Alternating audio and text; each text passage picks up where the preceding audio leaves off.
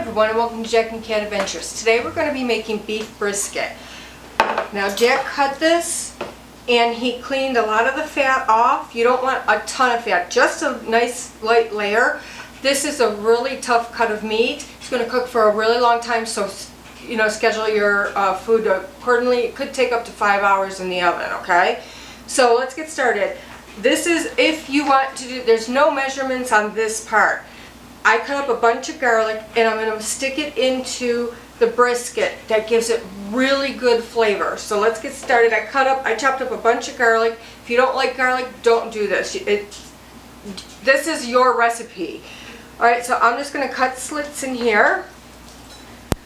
And I'm just going to put this garlic in the slits really deep down in there. And I'm just going to keep doing this until I have all my garlic in. Alright, once you got all your garlic throughout, I'm going to put a bunch of onions in the bottom of my pan and set my meat on that. That'll help it from not sticking to the bottom and burning. But you can just cut this out. Doesn't matter. You can keep watching Use it in the oven. onions. It's a great season. Yeah, it's very flavorful. And this meat doesn't have much flavor, so that's why I'm really going overboard with seasoning it. Alright, so now I have the onions in. I'm going to take Lowry's seasoning. You can use any seasoning you want. Oh, and it's a fresh pack. It is. And I'm just going to put it all over the meat.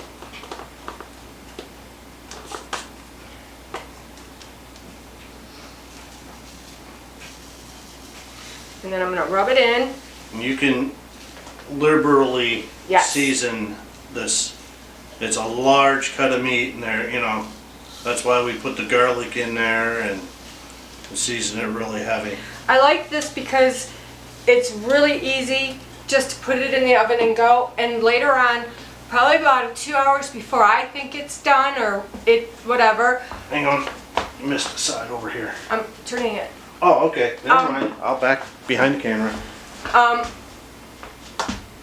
About an hour or two before it's done, I'm going to put some small potatoes and carrots in this. Alright, so I'm going to finish seasoning this. Alright, now I'm going to put it skin side, or fat side up, sorry guys. And I'm going to put it in my pan.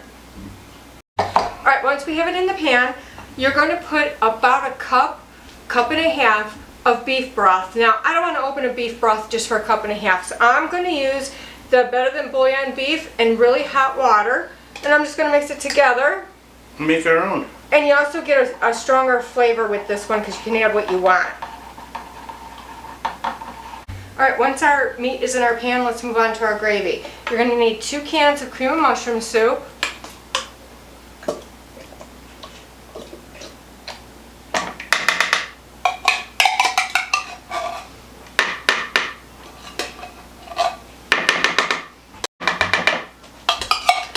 Alright, now make sure your oven is preheated to 325 degrees. Now you're going to add 2 tablespoons of gravy master to your soup mix there.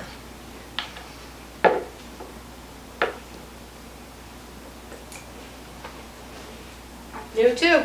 Wow, bunch of news. Want grocery shopping? Now this gravy master, you have to use it in this. It's just, there's nothing else that tastes the same. And also, I think that it actually helps the meat tenderize a little bit. That's my personal opinion though. And that gravy master lasts like years. I think that's 2026, so a year or two. And I'm just mixing this really good. No one ever buys Gravy Master. It's just always in the cupboard. I use it a lot. This smells amazing, you guys. Let's come take a look. Oh, look at that gravy. Now, wait till it mixes with the juice from there into there with the onions and carrots and potatoes. All right, now we're going to pour this over the top. Get a spatula. There we go.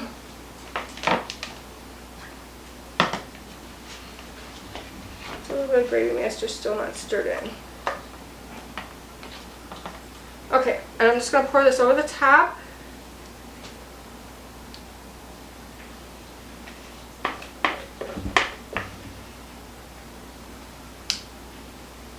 I'm just letting it run down.